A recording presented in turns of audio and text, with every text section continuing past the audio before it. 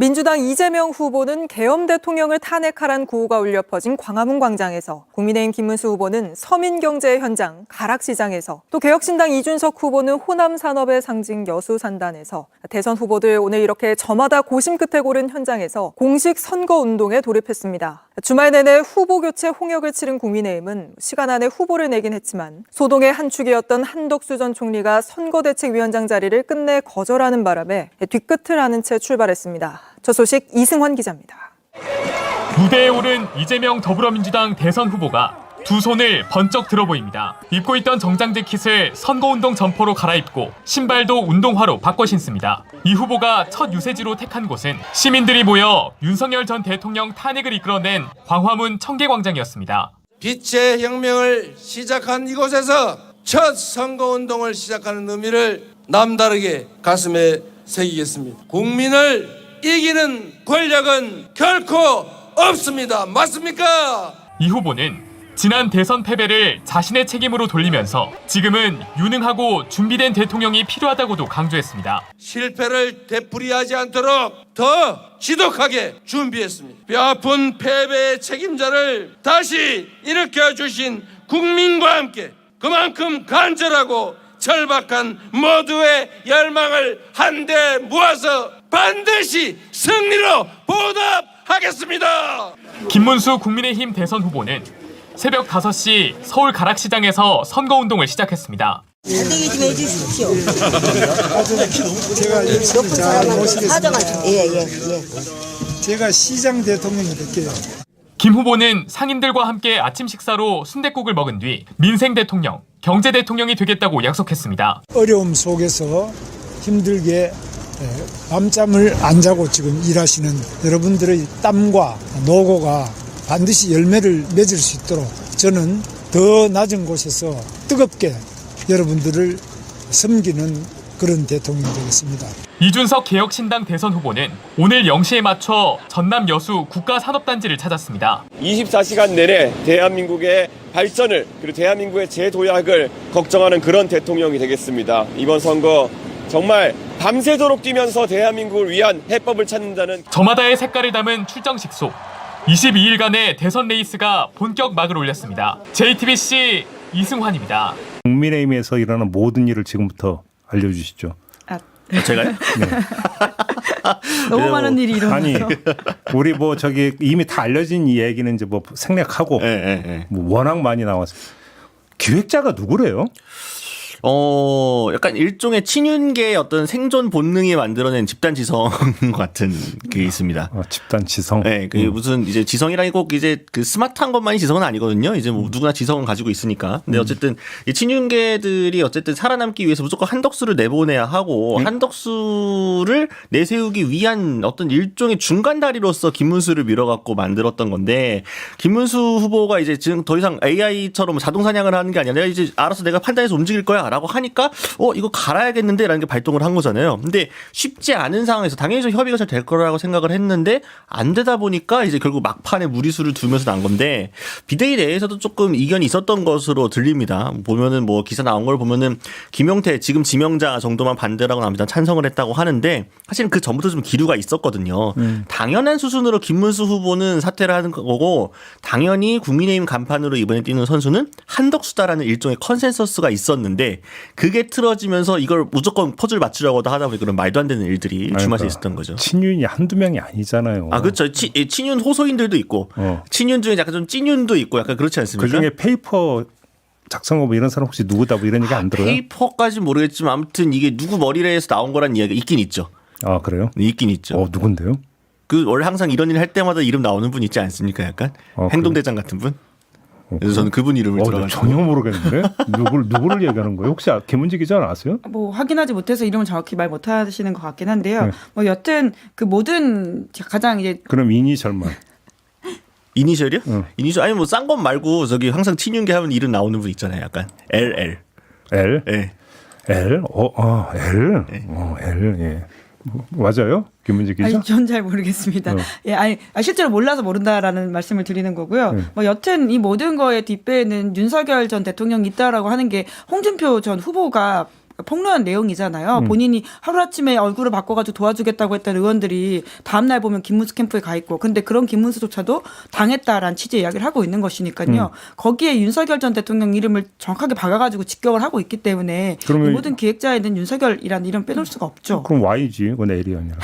여기 이제 당내에 있는 사람. 왜냐하면 윤석열 전 대통령의 의원은 아니니까. 근데 저는 이 과정에서 윤 전 대통령하고 아주 긴밀하게 소통한 것 같지는 않더라고요. 뭔가 큰 그림에서 뭔가 있었던 것 같기는 한데, 그러니까 이게 좀 정교함도 떨어지고 이 지금 국민의힘이 쿠데타 실패 전문 정당이 되지 않았습니까? 약간 그래서 밖으로도 실패하고 안으로도 실패하고 있는데 그거는 어설프다는 점에서 아무튼 그렇습니다. 아니 근데 자 쌍권, 권영세, 권성동 두 사람 오면은 산전수전 다 겪은 사람들 아닙니까?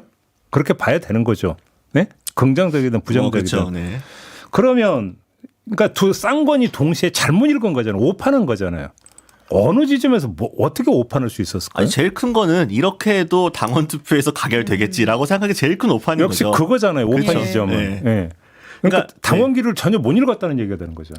그 전까지께서 아마 탐지봉 찌르시 해봤을 겁니다. 해봤을 때는 사실은 그 이전에 외부에서 나온 공표형 여론조사도 그렇고 내부에서 읽어지는 기류도 그렇고 당원들의 마음도 김문수보다는 한덕수 쪽에 더 기울어 있다라는 점을 쌍권이 이제 확신을 하고 있었습니다. 물론 정량적 지표를 보면 그게 맞는데 다만 그거는 두 후보 중에 누구로 단일화됐으면 좋겠어요. 두 후보 중에 누가 국민의힘 후보로 뛰었으면 좋겠어요라는 결과에 대한 부분인 거지. 쉽게 하면 좋게 해서. 그렇죠.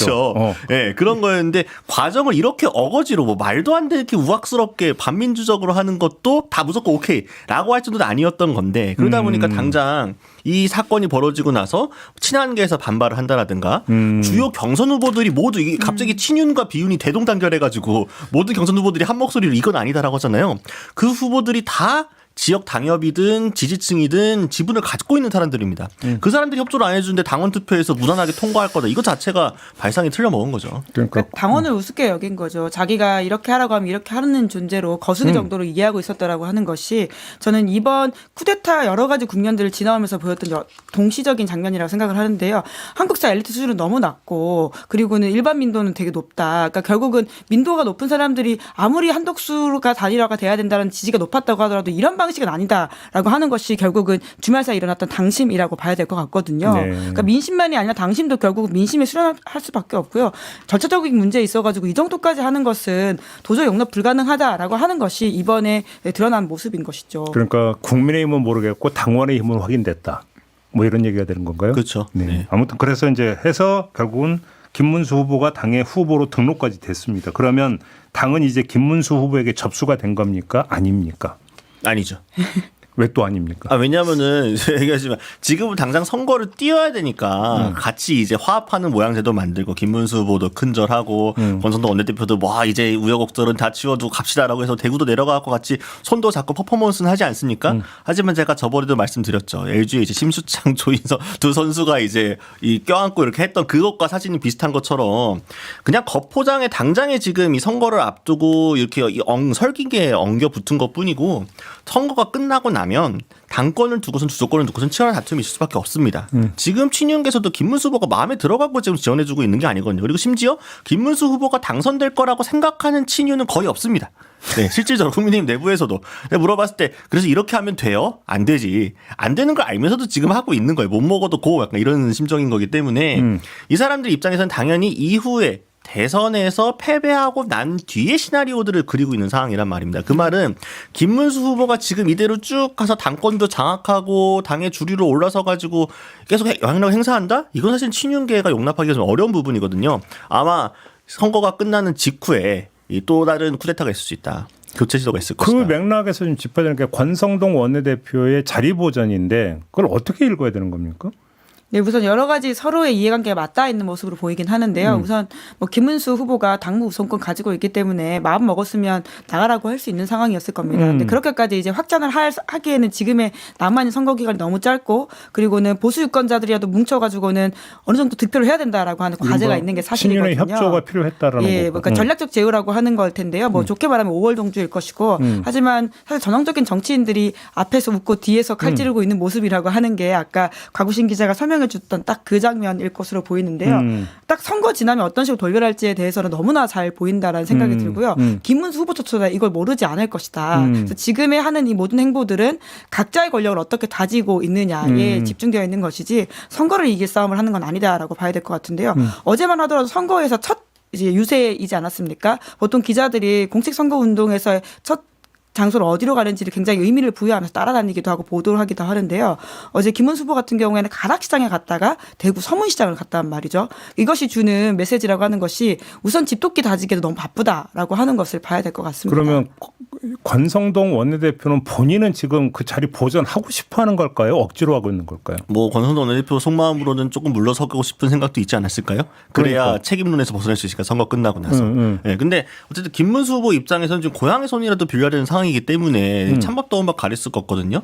뭐 몇몇 언론에서는 김문수 후보가 뭐 국민의힘의 주류다라는 식으로 얘기도 하는데 사실은 좀 잘못된 표현이고 김문수 후보는 몇 년 전까지만 하더라도 아스팔트에서 같이 우리 정광훈 목사와 함께 머리도 깎고 뭐 하고 열심히 뭐 빨갱이 척살 뭐 이런 얘기 이상한 말 하시던 분인 거잖아요.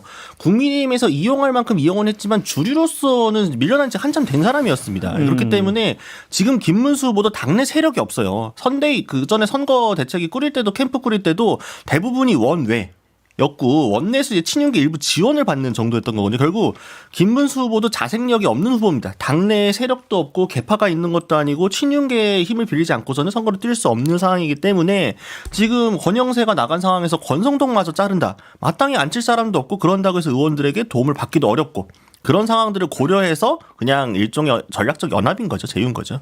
그러면 김용태 의원을 비대위원장 시킨 건 아까 이준석 후보는 대리사과용으로 규정하던데요.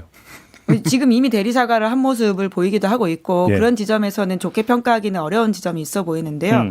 결국 아까 이야기했던 것처럼 대선을 질 게 예정되어 있는 뭐 이제 지금 뭐 이렇게 냉정하게 말하기는 좀 어렵지만 그럼에도 불구하고 지표상으로는 지금 이기기 쉽지 않다라고 하는 점을 국민의힘도 잘 알고 있거든요. 그런 차원에서 결국은 패배의 책임을 누구한테 돌릴 거냐라고 하는 것이 지금 국민의힘 안에서는 중요한 문제일 겁니다. 예. 왜냐하면 패배의 책임을 어떻게 돌리느냐는 이후 당권 다툼과도 연관되어 있고요. 저희가 누차 이 방송에서 계엄 이후부터 이야기했지만 국민의힘은 내년 지방선거를 염두에 두고 움직이는 사람들이 정말 많다라는 거죠. 그리고 일부 남은 기득권, 그러니까 특히 이제 TK, PK 지역을 중심으로 남아있는 그 기득권 유지하기에도 바쁜 상황이기 때문에 이 당권을 어떻게 잡는지에 대한 문제라고 한다면 그 여러 가지 좀 계산이 각자 주자마다 다르지 않겠습니까? 한동훈 전 대표 같은 경우에는 또 당원 모집해야 된다라고 하면서 선대위도 합류하지 않고 바깥에서 자기 운동을 하고 있는 상황인 것이고요. 그리고 김문수 후보 같은 경우에도 이번 선거에서 어느 정도의 자기 몫을 만들어 놓은 다음에 지난번 2017년 홍준표 모델을 따라가려고 할 것입니다. 홍준표도 그때 24, 25 득표를 하고 사실 역대 최저차로 지긴 했지만 나 때문에 졌냐? 그럼 박근혜 때문이었다라는 식 이야기를 하면서 이후 당권을 가져가는 모습을 보였거든요. 뭐 이런 다양한 서로의 이해관계가 다르기 때문에 경우에 따라서는 저는 전당대가 못 열릴 수도 있다고 봅니다. 그렇다면 비대위 체제가 또 어떻게 바뀔지도 모른다라는 상황 때문에 지금 상대적으로 김용태 비대위원장 내정자께 죄송하지만 컨트롤하기 쉬운 어떤 카드를 우선순위에 올려놓은 게 아닌가라는 해석을 해보기도 합니다. 아니 그러니까 정상적으로 선출된 당대표가 있다고 하더라도 당무선권 때문에 대선 후보가 훨씬 더 메인에 쓸 수밖에 없는 게 대선판인 거잖아요. 근데 심지어 정식으로 선출된 비대위원장도 아니고 그 비대위원장의 또 그 뒤를 이어서 지명돼가지고 비대위원장을 한 거기 때문에 김용태 의원이 실질적으로 할 수 있는 거는 거의 없다고 볼 수 있습니다. 근데 그냥 액세서리 브로친 거죠. 우리 뭔가 약간 조금 바뀌려는 모양새만 적당히 취해 준 거고 심지어 그래서 그러니까 저는 뭐 김용태 비대위원장 지명자의 뭐 진정성의 선의를 의심하는 건 아닌데 예를 들면 그런 거예요. 어제 같은 경우 현충원을 갔어요. 아니 뭐 최상병 같이 하면 좋잖아요. 뭐 추경호 때도 한 적도 있고 안 하는 게 더 이상한 건데 김용태만 하고 김문수는 안 해요. 그러고 나서 변명을 하는 게 뭐 다 할 수가 없어서 이상한 이야기를 하고 있고 그리고 어제 같은 경우 사과 같은 것도 계엄에 대해서 김용태 지명자는 딱 일성이 계엄에 대해서 사과 드린다라고 하고 가는데 김문수 후보 어제 대구 백브리핑에서도 약간 내가 어떻게 할지는 김용태 위원장과 상의해야 되고 난 그리고 채널A와 인터뷰에서도 죄송하다고 하긴 했지만 그 죄송하다는 맥락을 보게 되면 계엄이 위헌 위법해서 미안하다가 아니고 계엄 때문에 약간 뭐 상공인들 뭐 국민들 좀 경제적 어려우신 거가 죄송하다 이런 식으로 피해가고 있단 말이죠. 그 말은 그냥 총알바지로 내세운 거예요. 보수에서 하기 힘들고 싫은 것들은 그냥 초선에 가장 젊은 사람 비대위원장 앉혀가지고 적당히 써먹는 거고 제 생각에는 그냥 이번 선거 끝나고 나면 바로 팽당할 수도 있다. 김용태 위원장. 그러면 왜 맡았어요 김용태 의원은? 근데 또 김용태 지명자 입장에서는 안 할 도리가 있습니까? 안 한다고 하면 되지 뭐. 뭐 본인으로서는 손해볼 게 없다고 생각할 수는 있을 것 같습니다. 초선의 의원이기도 하고요. 그러니까 전국적 지명도를 올릴 수도 있고 그리고 뭐가 됐든 대선에서의 주요 역할을 같이 하게 되는 상황이지 않습니까? 그런 차원에서 개인으로서는 손해볼 게 없는 장사이긴 하지만 이것이 크게 효과적이냐에 대해서는 사실 본인도 알고 당도 알 것이다라는 게 저희 정리죠. 아무튼 지금 국민의힘은 대선이 아니라 당권에 가 있다. 이게 이제 중간 결론인데 그럼 한번 그걸 진단을 해봅시다. 그러니까 친윤은 이제 그 대선이 끝나자마자 김문수 떨궈내고 그러니까 당권 재접수에 나설 것이다라는 건데 일각에서는 이런 얘기도 있잖아요. 김문수 후보가 이른바 빅텐트를 명분으로 정광훈 세력도 끌어들이고 저기 누구죠? 황교안 세력도 끌어들이고 지금 무소속 후보이긴 합니다. 네, 해가지고 숫자를 늘린 다음에 당권 접수에 나서려고 할 것이다. 이런 전망도 있잖아요. 가능성은 어떻게 보십니까? 사실은 이전부터 국민의힘 밖에 있는 뭐 자유통일당도 그렇고 뭐 자유통일당 사실은 계속 이중당적 문제가 물밑에서 계속 이제 논란이 되고 있는 상황이기 때문에 그런 식으로 접수 시도는 분명히 있을 수 있다고 봅니다. 다만 그 접수 시도가 먹히느냐 안 먹히느냐는 대선 이후에 국민의힘의 체력이 어떤 상황인지 내부의 원내 분위기가 어떤지에 달려 있을 거거든요. 시도는 있을 것이고 시도의 성공 여부는 국민의힘이 정신을 얼마나 차렸느냐에 달려 있다라고 봅니다. 저는 뭐 김문수 후보는 그렇게 외부 세력을 끌지 않고는 대선이 끝나자마자 역시나 바로 이 용도 폐기 처분 방할 수 있는 상황이기 때문에. 근데 만약에 그렇게 간다면 그 이준석이 포함되는 빅텐트는 몰라도 중텐트는 쳐질 수도 있다는 얘기가 되네요. 그게 그게 중텐트라고 봐야 되는지 모르겠는데. 우텐트 같습니다. 아니 많이 오른쪽으로 가 있는. 중간 크기. 이게 중간 크기인데 저는 뭐 약간 소텐트 약간 뭐 그런 느낌도 좀 들긴 하는데. 텐트라고 보기도 좀 그나물의 그 밥 약간 그런 느낌도 좀 들고요. 파라솔로 합시다. 좋네요. 네, 파라솔 정도네요. 파라솔. 우파 파라솔 약간. 네. 그건 찾을 수 있다. 네, 그 정도. 네. 김문지 기자는 어떻게 근데 결국 그게 대선을 국민의힘이 얼마나 크게 지는지에 대해서 자꾸 진단한 전제를 하면서 말씀드릴 수밖에 없는 게 지금 여론지표상 너무 큰 차이가 나기 때문에 이런 이야기를 자꾸 할 수밖에 없는 것인데요. 그러니까 얼마나 크기로 지느냐에 따라 가지고는 김문수가 버틸 수 있느냐 없느냐가 저는 좀 갈릴 수 있다라고 보고요. 그리고 그와 별도로 김문수라고 하는 사람의 캐릭터를 우리가 이번에 모두 경험하지 않았습니까? 친윤에서 이제 한동훈은 좀 안 될 것 같으니까 좀 상대적으로 쉬워 보이는 김문수를 데리고 왔을 때 한덕수와 단일화를 할 것이다. 그렇게 해서 짱 시나리오를 내 가지고는 대선 레이스를 해보면 뭔가 좀 될 수 있을 거다라고 하는 기대감을 가지고 지난주에 일주일이 지금 엄청난 해프닝이 벌어지지 않았습니까? 그러니까 김문수를 몰라도 너무 몰랐다라고 하는 지점 때문에 지금 친윤은 아마 그런 시나리오를 가지고 있을 겁니다. 선거가 끝나고 나서는 그 선거 패배의 책임을 뒤집어 씌우고 그러고 나서는 김문수와 관련되어 있는 여러 가지 문제점들을 드러냄으로써 당을 비대위 체제로 계속 끌고 가겠다라고 하는 것일 텐데요. 정말 냉정히 말하면 당권주자 내기도 어려운 상황이라고 봅니다. 그래요? 그런 차원에서는 뭐 이렇게 계획이 있을 수는 있다. 누구나 열어보기 전까지. 하지만 그 계획이 과연 작동할 수 있느냐에 대해서는 그렇죠. 김문수를 쉽게 보면 안 된다라고 하는 게 이번 결론일 것 같습니다. 한동훈 전 대표가 당권을 재접수에 나서려고 하지 않겠습니까? 그렇죠. 가능성은 어떻게 보십니까? 이전보다 높죠. 오히려? 예. 그러니까 왜냐하면 대선에서는 어쨌든 국민의힘이 패배가 명확하나한데 지금 김문수 후보가 하는 방향으로 보게 되면은 크게 지는 방향으로 계속 가고 있거든요. 그러니까 또 약간 이제 집토끼만 지키는 방향으로 간다는 건 이제 크게 진다는 얘기니까 크게 지고 나게 되면 책임론이 불거질 수밖에 없고 그러면은 사실은 지금은 지지자들도 당장 선거를 치러야 되니까 이 쌍권에 대한 책임론이나 이런 것들에 대해서 뭐 친윤계 책임론에 대해서 약간 좀 절제하고 있는 편이지만 선거가 끝나면 이 책임론이 크게 불거질 수밖에 없습니다. 그 경랑 속에서 지금 한동훈 전 대표가 왜 이번에 선거에 깊이 개입하지 않으려고 거리를 두고 있겠습니까? 그건 뭐냐면은 책임론에서 조금 거리를 둔 다음에 이후에 복귀 시나리오를 그리고 있는 거거든요. 이미 한동훈계는 다시 한번 당권을 잡으려고 노력을 할 것이고 그때 당원들의 목소리는 친윤계를 극복해야 된다는 쪽으로 소리를 갈 수도 있다. 그렇기 때문에 마치 지난번 윤 전 대통령이 막 이렇게 탄압했음에도 불구하고 꽤 큰 차로 이겼던 그 전 전당대회 때 분위기가 다시 한번 살아날 수도 있다. 물론 이제 한동훈계 약간 위시풀 띵킹도 들어가 있는 전망이긴 합니다. 근데 그렇게 놓고 본다면 전선이 이렇게 쳐지는 건데요. 대선 직후에 바로 전당대회를 거쳐서 당대표를 선출할 것이냐 그렇게 가면 안 되니까 비대위로 가자 이렇게 나올 것이냐 이 싸움이네요 결국. 네, 그러니까 말씀드렸던 것처럼 결과적으로 한동훈계가 당을 새롭게 이제 가져갈 가능성이 있다라고 본다면 저는 친윤계가 전당대회 안 열고 계속 비상 상황이라고 하는 핑계를 대면서 비대위 체제를 오래 끌고 갈 가능성도 있다고 봅니다. 그러니까요. 이제까지 사실 그래왔던 모습들이었고요. 지금 국민의힘에서는 그 모습이 전혀 낯설지 않기 때문에 그렇게 놓고 본다면 권성동 원내대표가 원내대표직을 버리지 않은 이유가 여기서 나오는 거죠.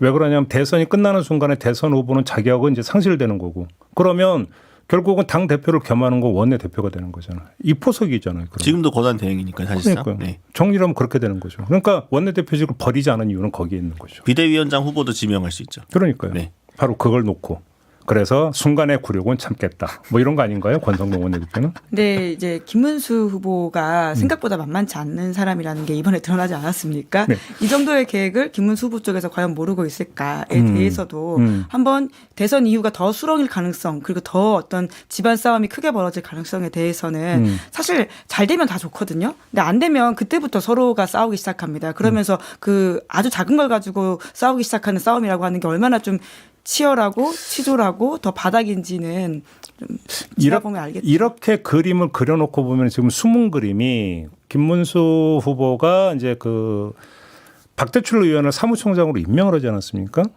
그 인사는 뭐냐 이것도 좀 봐야 되는 거 아닌가요, 사실은? 응? 근데 박대출 의원하고 김문수 후보를 친했나요? 물론 이제 그 예전에 삭발하고 뭐 이런 것들 성향들을 보게 되면은 비슷한 그 교집합이 없는 건 아니거든요. 다만 근데 그 뭔가 활동했던 시기라든가 원내 이런 것들 그려면 또 접점이 많은 인물도 아닙니다. 네. 뭐 여러 가지 정치적 고려가 있었겠죠. 그렇다고 뭐 저기 그 뭐 단일화 과정에서 그 뭐 파동을 겪을 때 박대출 의원이 뭐 전면에 나서고 김문수 보위에 나선 것도 아니잖아요. 그렇죠?